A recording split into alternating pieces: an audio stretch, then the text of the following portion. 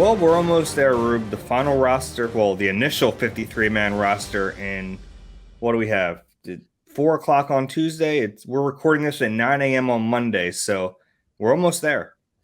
You know what occurred to me just now sitting here waiting to start the pod? The NFL season is like school. Like today's the first day of school. All the school buses are out. Kids are going to school. We're about to start the season.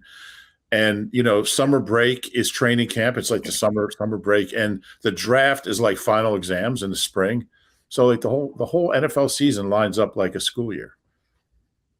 Okay. That's all I got. That's all I got. Fair enough. We are through the preseason. I'm finally home, which feels good after a couple weeks. It was a lot of travel, and I wonder how the team dealt with it because I know they're not flying commercial like me, but it takes a lot out of you just being on the road for that long. I wonder if they feel like the benefit outweighed the stress of it all. I was wondering the same thing, and there were really hot days.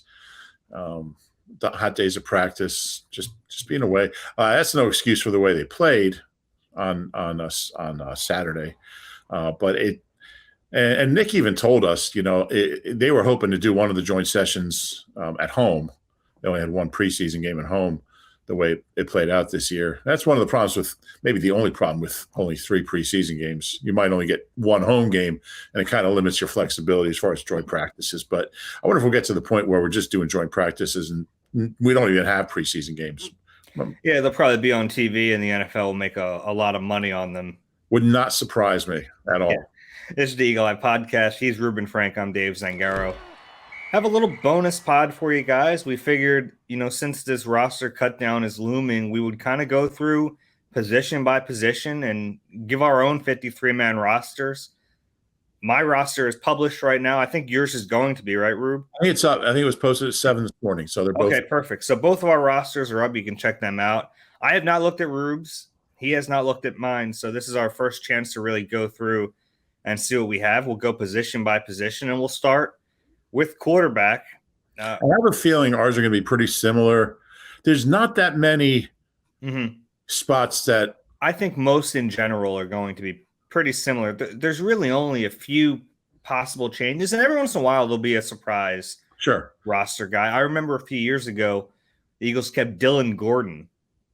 Remember that? And that was a surprise. Yeah. No one expected. So every once in a while there's a real big surprise, but we'll see what happens this year. Quarterback, for a while, I thought they were going to keep 3. Till not too long ago, I thought they were going to keep 3. Yeah. I think they wanted to keep 3. I don't know how they justify it at this point. They still might end up with 3, but 3 is not going to be Sinnott. He played himself off the roster. I mean, he had a roster spot if he just was good, and he blew it. Yeah. And it was a little tough, I guess, on Saturday initially because I think he got a little bit of time against the ones, but, man, he was awful. And the curious thing about Reed is that he was with the Dolphins last preseason, and he was great. I mean, the Eagles, that was how they kind of got their exposure to Reed Sinnott and it's Sinnott, by the way. We found out we'd all been pronouncing his name incorrectly, and the Eagles found out it's not Sinnott, it's Sinnott. So we found that out for the end of his career here. He played so well in last year's preseason. So when Nick came out and said that he thought Reed was nervous for that first one, it made no sense. He's already been through this. Just didn't play well. And look, I thought there were moments in practice where he looked good this summer. And they even gave him some second-team reps. Like early in camp, Gardner Minshew was bad. Yeah. And Reed Sinnott actually looked better than him.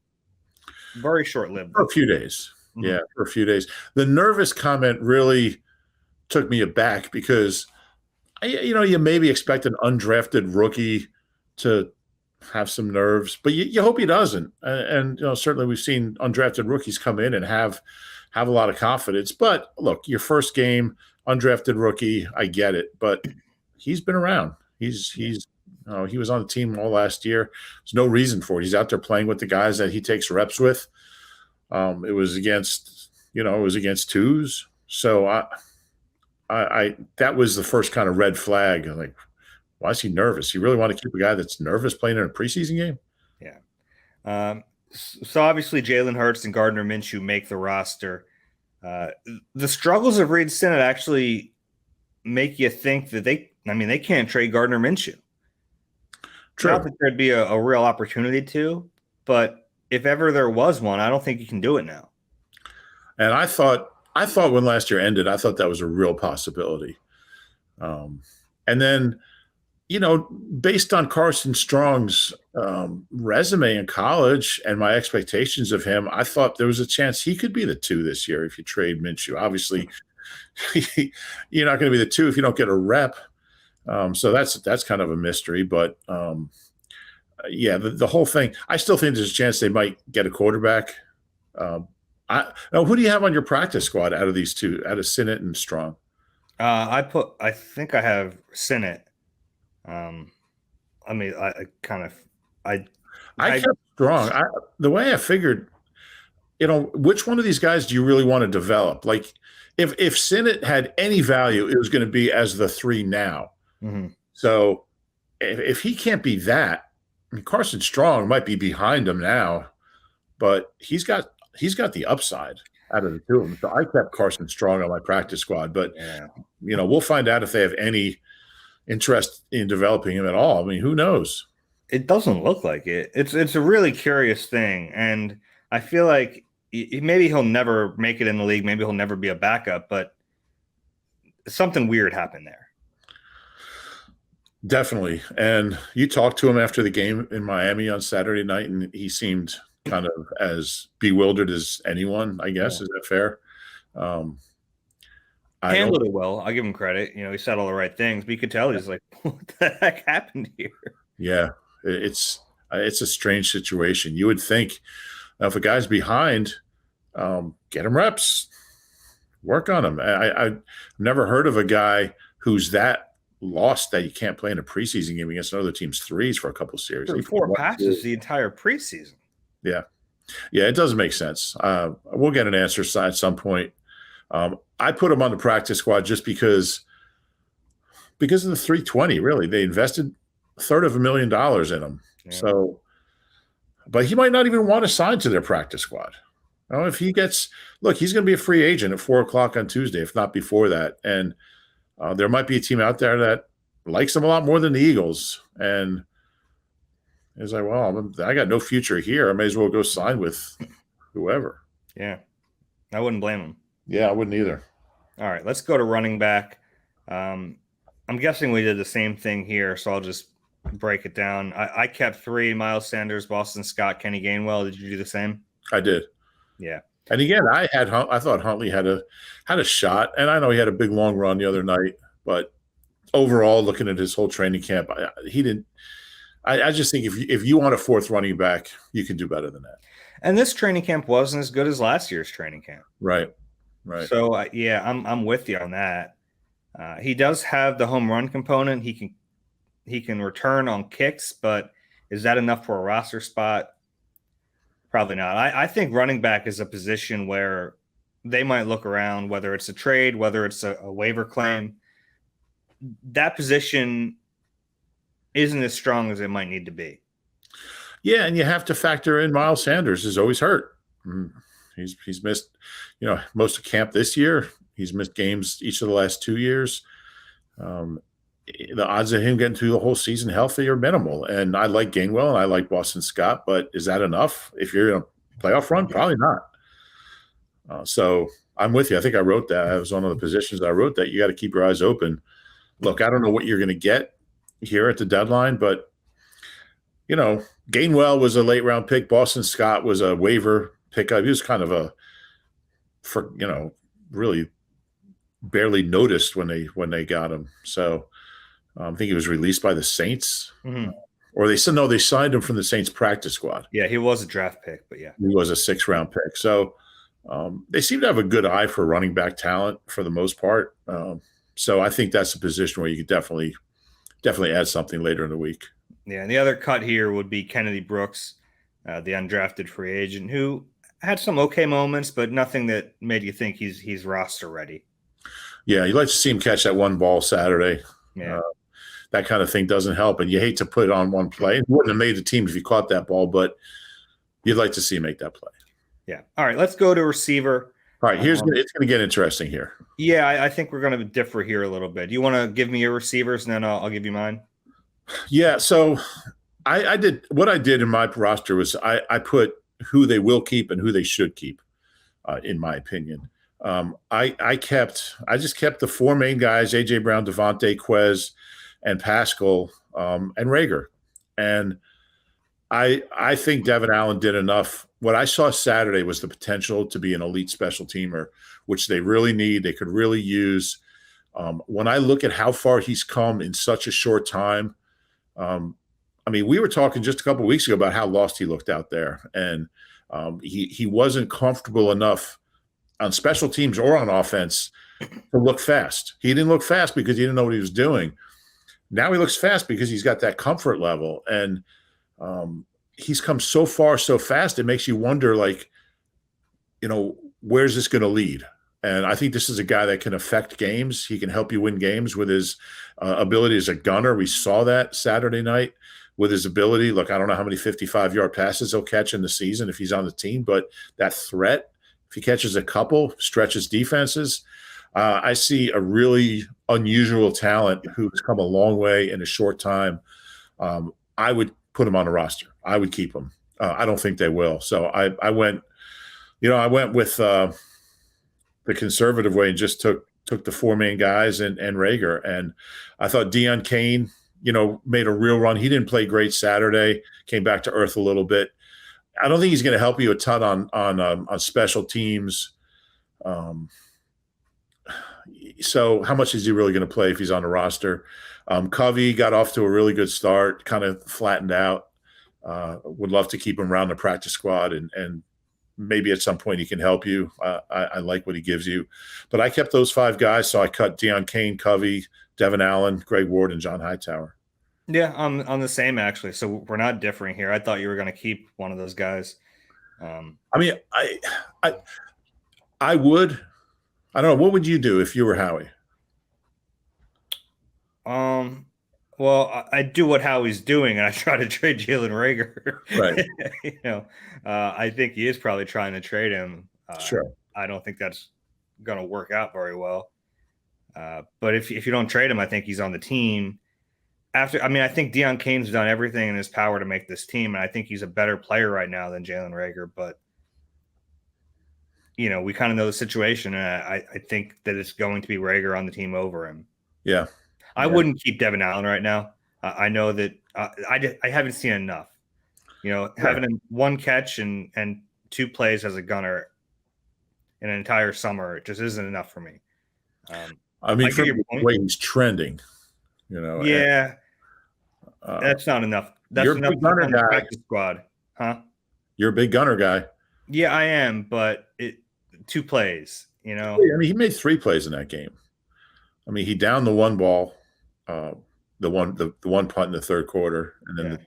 But I mean, I hear you. I mean, it would be a leap to keep him. And, it's enough for me to keep him on the practice squad, which I do. I think you can develop there. And the problem is he's 27 too, so it's not like this can be a long-term project. Sure.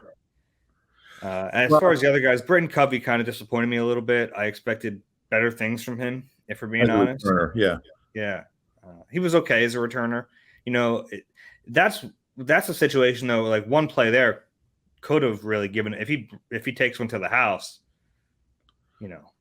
Yeah, that's a pretty big boost. Yeah. I agree. Out of those guys, who do you think would be most likely to be claimed? Probably Deion Kane. Been in the league, was a draft pick. Yeah, had a good camp. Yeah, he's the best receiver of that bunch. Right, by far. Yeah. And Greg Ward, I'm guessing Greg Ward is going to be waived injured. I would think he'll revert to their IR if that's what happens. Yeah, he's been out for a while now. Yeah, he's been out like most of camp. Mm-hmm. All right. Yeah, I'm surprised we agree, but I don't like it when we agree. Yeah, tight end. Well, a lot of these are pretty cut and dry, though. Tight end, I'm guessing we kept the same three here. I have Dallas Goddard, Jack Stoll, and Grant Calcaterra. Yeah, I did as well. I think you could, and what I did for my who should make it but won't. I actually included Noah because I think he's a really good special teamer, and He is. he is. And I went light. So what my thinking was, I went light, and we'll get to it a little bit later. Who I cut, um, and explain why I kept no. I kept 4 tight ends on my initial roster. What I would do, but there's a method to the madness, and we'll get to that in a bit. But Calcaterra really bucked the odds because he missed 3 weeks, and to come back and I mean that catch he made the other night was a big time play. I mean, he had to go up and get it. Sit it through too high. He went up and got it and got 22 yards after the catch. I mean, that was a 3-yard. He caught it at 25. It was 2nd and 10 on the 22, and he got 22 more yards. Looked fast and elusive and strong. We know he's got to get better on the line of scrimmage, and everyone knows that. And they knew that when they got him, when they drafted him. But that was a big time play. Yeah. Now, look, I don't think he would have gotten cut if he didn't make that play. But like you said, one play can really change a team's, opinion of a player. And that's the crazy thing about training camp. One big play can get you on the roster, make you one big catch can make you a lot of money. I don't know if he probably would have made it if he didn't catch that ball, but he looked like an NFL tight end on that play. Yeah, and it's more than that. I mean, during the practice, the few practices he was back, he was making plays, and he was a willing blocker. He obviously has a long way to go, especially being an inline blocker, but looks willing. And I think that's something I'm going to stress here when we're talking about these 53-man rosters, because the games don't mean as much as you think they mean, especially the way teams emphasize these joint practices. I think a lot of times we end up focusing on the games because it's something we can all see. Every fan can watch the preseason games, but based on what we know this coaching staff thinks about practice and the joint practices, they're going to value that more. Yeah, I don't know about more because I think there's something about, I mean, we've all seen guys that can look great at practice, but once the lights are on and there's a full stadium and it's on TV. Have you seen full stadiums? Well, yeah, it's just everything's different in a game. It might not be a full stadium, but they keep announcing. My favorite thing at the last 2 road games in Cleveland and Miami, they have the decibel reader that's clearly just made up because it's like, 110 decibels, and you're like, there's 5 people here. It's third quarter of a preseason game. Yeah. Well, they're 5 very loud people. Plus, I mean, the Cleveland Stadium's near an airport, so they might wait till the jet goes over. But I do think there's something to be said for putting a little extra emphasis on what a guy does in a game. I don't think they do. I think Howie does. I think it's something Howie wants to see. Okay. When the lights are shining the brightest, how's this guy respond? But I think joint practices are just as important. But I think Howie does put a lot of stock into what a guy does in a game.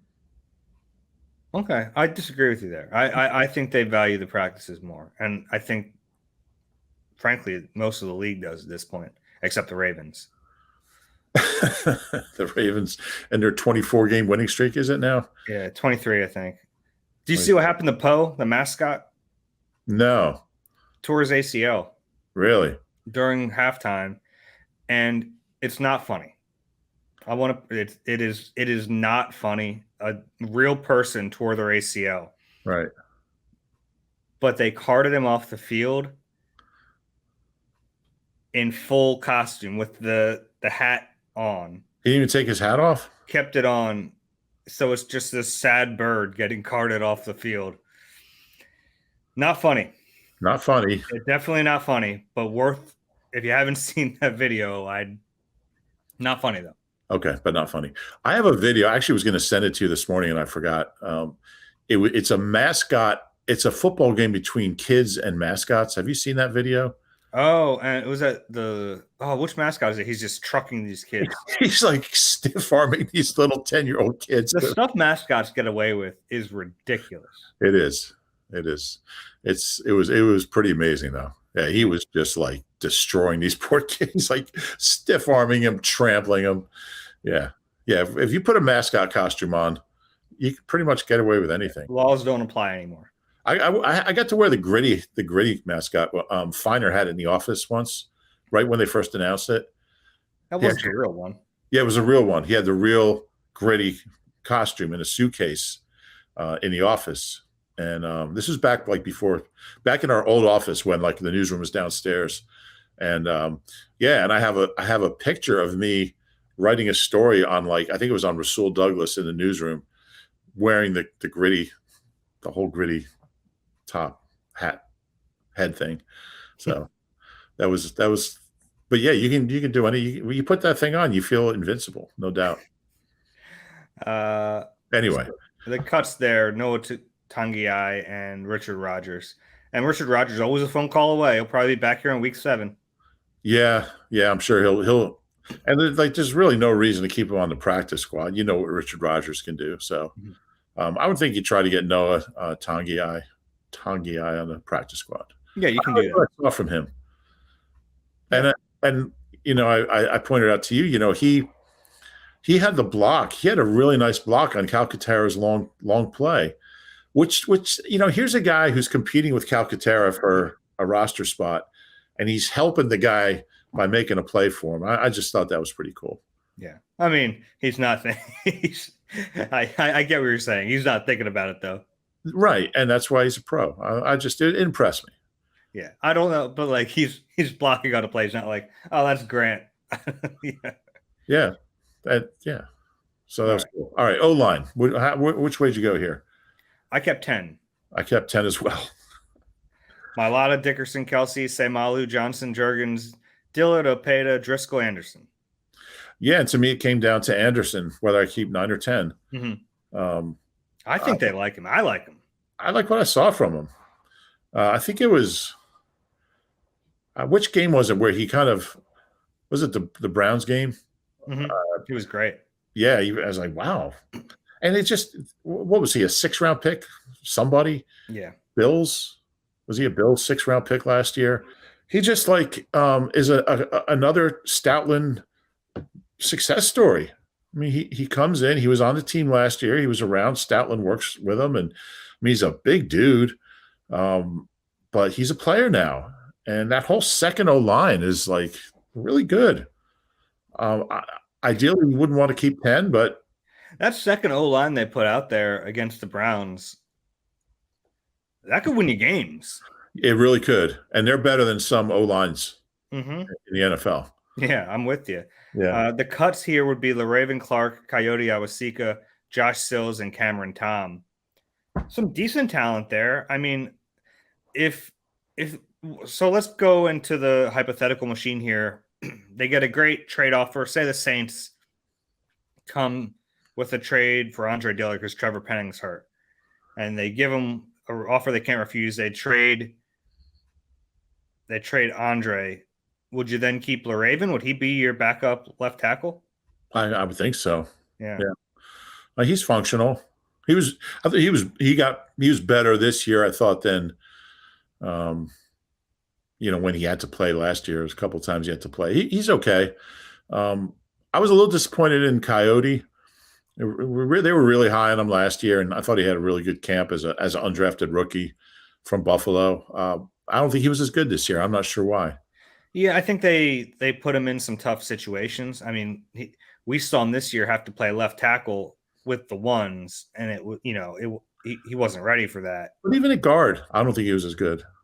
Yeah, he was okay, but maybe I think the memory of him getting roasted around the edge is probably changing your opinion of him at guard, even if you're not fully conscious of it. Josh Sills, by the way, I think he's a practice squad guy. Impressive undrafted kid that I think is worth keeping around. Yeah, I think he's on my practice squad list. I will scroll down and see practice squad. Yes, he is. Yeah. I think it's not crazy to keep three guys, those three on the practice squad: Reuben, Coyote, and Josh Sills. Yeah, I think that's fair. Okay. I mean, if I'm a young offensive lineman, I'd want to be around Stout. Yeah. You look at his track record. You're probably going to be an All-Pro in 4 years. Yeah. All right. You want to flip the We defense? actually kept all the same offensive guys. Yeah. That's crazy. I guess. Yeah. I mean, there weren't that many. There's not that many places we could. Yeah. I mean, maybe receiver is one. Maybe quarterback if you really liked what you saw from Reed the other night. An offensive line is where we could have differed. In earlier 53s, I did keep 9. But I thought Jack Anderson came on pretty strong. So. Yeah, he did. It's funny because I think you learn when you've been doing this for a while that like you're so tempted to keep like Deion Kane, guys like that on the roster, and those guys they just don't make it usually. So you try to put yourself in the Eagles' brain. How do they do things? They pretty much are going to go by, the I don't want to say proven commodity because I don't know what Jalen Reagor has proven, but just you're going to go with the draft pick. You're going to go with the guy that's been around. You're going to go with the known quantity. Yeah, well, we'll test that in a little bit here. Yeah, we will. Defensive tackle, I kept 5. Same. Yeah, this one, it felt pretty simple. Fletcher Cox, Javon Hargrave, who they still think is going to be ready for the season opener. Milton Williams, Jordan Davis, and Marlon Tuipulotu. When I did this back before training camp, I didn't have Marlon on the list. He's on the list now. He had a good summer, and he's making the team. Yeah, I was pretty high on Marvin Wilson a couple of weeks ago. I don't think he finished real well. You can see there's something there, but I think he needs, if he's going to have a chance to be a player, he needs to develop some more. So I'd keep him around on the practice squad, but Marlon kind of gapped him. Yeah, and they're different players. They're different. They really play different positions on the interior. But I'm curious, Marvin, and we always get this time of year, and everyone goes, hey, he's going to get claimed if you cut him. Marvin's one that wouldn't surprise me if he gets claimed somewhere. Yeah. I think he's an NFL player. Not many guys get claimed. It's possible. Yeah. I don't expect it to happen. We'll do it at the end. Let's go to defensive end. How did you break this up? Did you go defensive end and then Sam linebacker? I did. Okay, I did too. 4 defensive ends. Yeah. Yeah, Graham, Sweat, Barnett, Jackson. I mean, we're not keeping Matt Leo. So, who actually, I'll give Matt Leo credit. He did play well. He did play well. He's starting to make a little, but I mean, he's not going to make the team. So. By 2028, they're going to be like, I actually had a category at the bottom of my roster called Practice Squad International Exemption Lifetime Achievement Award. He's on the team for life. But yeah, I kept those 4, and Teron Jackson was the one who, you didn't really know about when camp started, and he just, we talk about a lot of these young guys who got off to a great start and then they flattened off. Teron Jackson was pretty consistently good. I think he tailed off at the end of camp. Yeah, maybe the last week. I wasn't in Miami, so I didn't see those 2 practices, but I thought he was okay in Cleveland.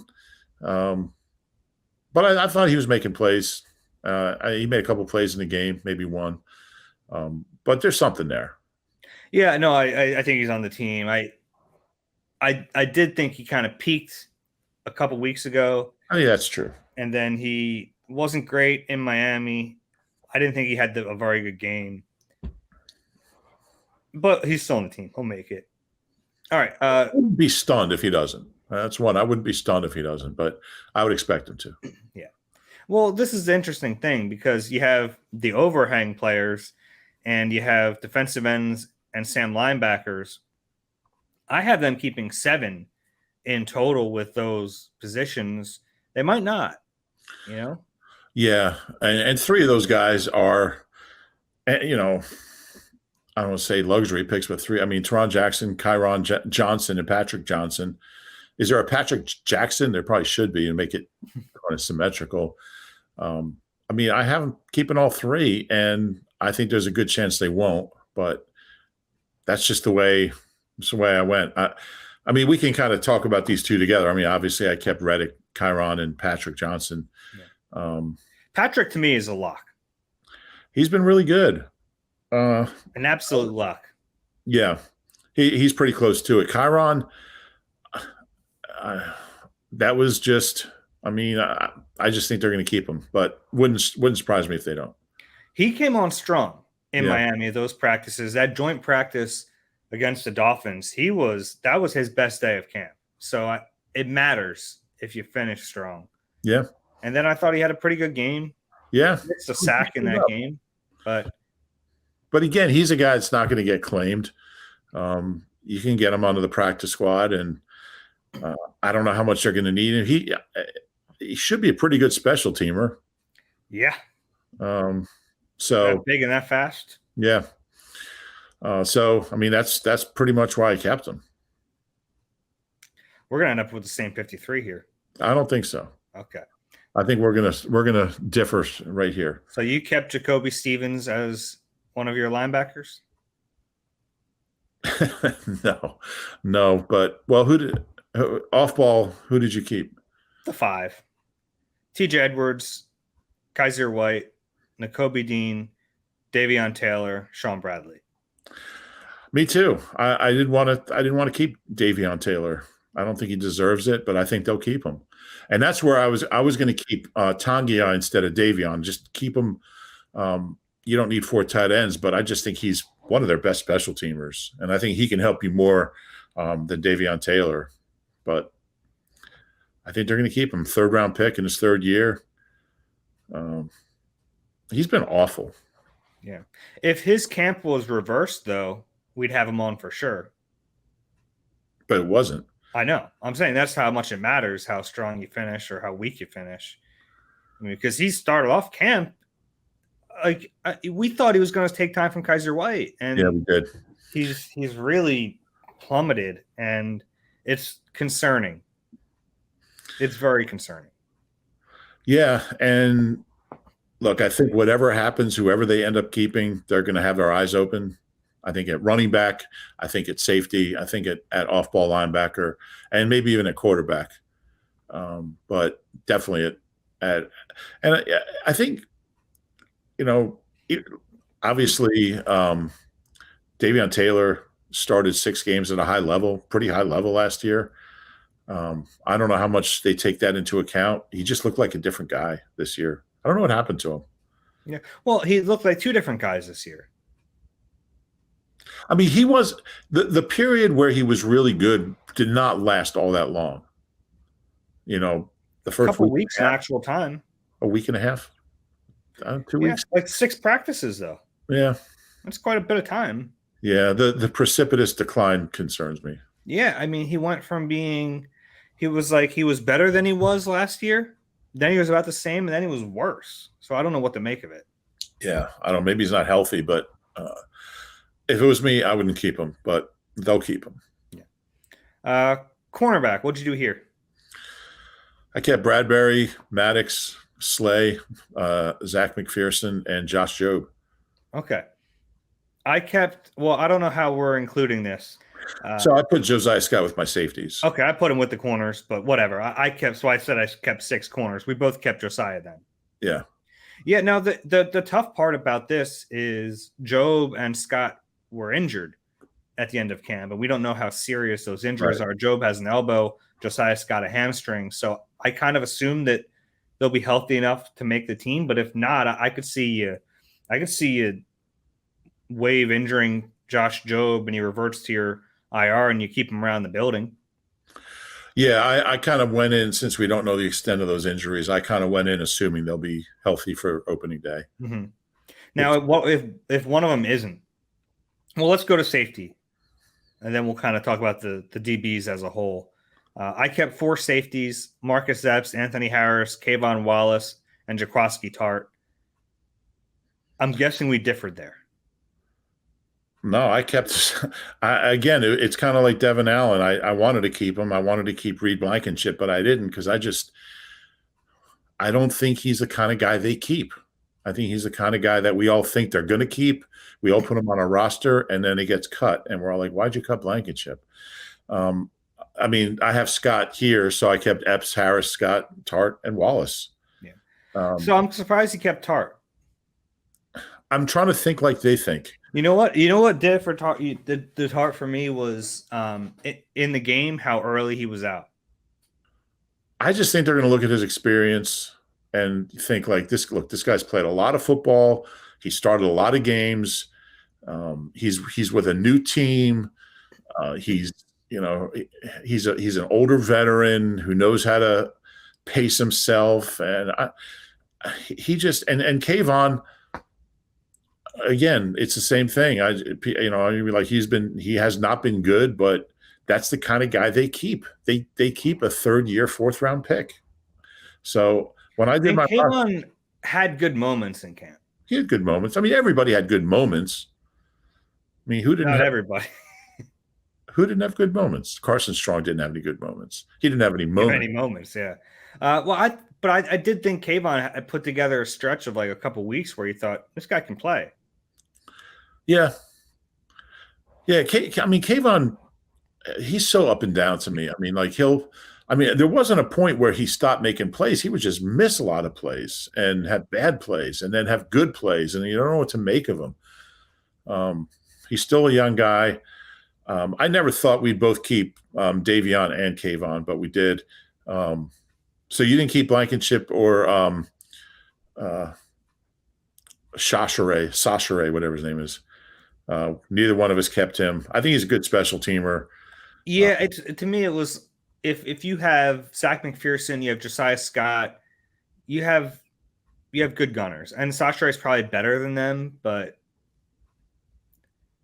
it feels like a real luxury to keep him. Yeah, so I didn't keep him. Again, Well, he is tricky because he started to play nickel too, so that was a good thing for him. Kind of like Josiah playing safety. It's like, all right, they like him in multiple roles. They're trying to find a way to get him on the roster, but right. I don't think he makes it. And I think if it comes down to Kayvon versus Sasha or Blankenship, part of this is the Eagles figuring out who's going to make it through waivers. And right or wrong, Kayvon still has that fourth round pick attached to him. Right. And he's more likely to get claimed than Reed Blankenship. Right. Yeah, I think that's true. You can get Reed Blankenship onto waivers. I'm positive. Because you have to remember, like for a team to claim a guy, you have to cut somebody who's been in your camp, who you believed in enough to keep on your 53 on Tuesday. You devoted, you invested time and money into this guy. He's been in your locker room. He knows your culture. You got to cut him for the guy you just claimed, and you got to keep that guy that you claimed on your roster for 4 weeks, or at least pay him for 4 weeks. So that's a commitment to a guy that hasn't been in your camp and getting rid of a guy who has. That's why so few guys get claimed. You got to really be sure this is a guy who's going to help you. So Reed Blankenship's had a nice camp. I like him as a player. He showed me a lot. He probably earned a roster spot. I don't know what more he could have done, but the way they build a team, he's not going to be on it. Yeah. Then the specialists, unless they play the game they did last year, where they caught Lovato, used that spot, and then brought him back. I don't know if you want to get in the habit of doing that to a guy, but they could. They had that trick. If I'm Rick Lovato, I'm just like, screw these guys. I'm going to go sign somewhere else. But yeah, they could do that again. Yeah, and Aaron Sipas is on the team. They don't have any competition for him, but I think it's got to be a relatively short leash. Yeah, he was. Or it should be at least. I mean, he was better. I mean, he was better in camp than he was at the end of last year, but he was the same as he was in camp last year. So he wasn't great. He wasn't awful. And he was fine at the beginning of the year last season. It's like like we have to see what he does when the weather changes. Right. That's what worries me is he was so bad when it got windy and cold and rainy. And so when the conditions deteriorated, so did he. And that's a concern because when you're playing in the Northeast in an outdoor stadium, you got to be able to deal with everything. It's one of the things I think it makes Jake Elliott such a good kicker is that stuff doesn't seem to bother him. He's one of the best outdoor kickers in history. So Sipos isn't. I just can't believe they didn't bring in somebody, a camp punter. I'm really surprised. Yeah. Oh, well, he's their punter. He is. Yeah. Of all the guys you cut, give me the one you think is most likely to get claimed by another team. Deion Kane. Okay. Yeah, I think he's a pretty polished receiver. He's been in the league. He's played a lot. He had a really good camp. He played well in games. Um, yeah, I think he's better than a lot of receivers out there. I'll give you one.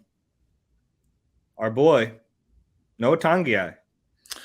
I Yeah, think there's kind of a tight end shortage around the league. He's gotten claimed before. Yeah. After final cuts, and that was before he had played in the league. So I think there's a chance he could end up somewhere else. And a really good special teamer. Smart kid. I think that's a fair one. Yeah, they lost him once before. Mm-hmm. They lose him again. Might happen. All right, you got anything else? Who's least likely to get claimed? No, I don't want to do that. Never mind. That's mean. So yeah, we'll be around with the pod once things settle Tuesday.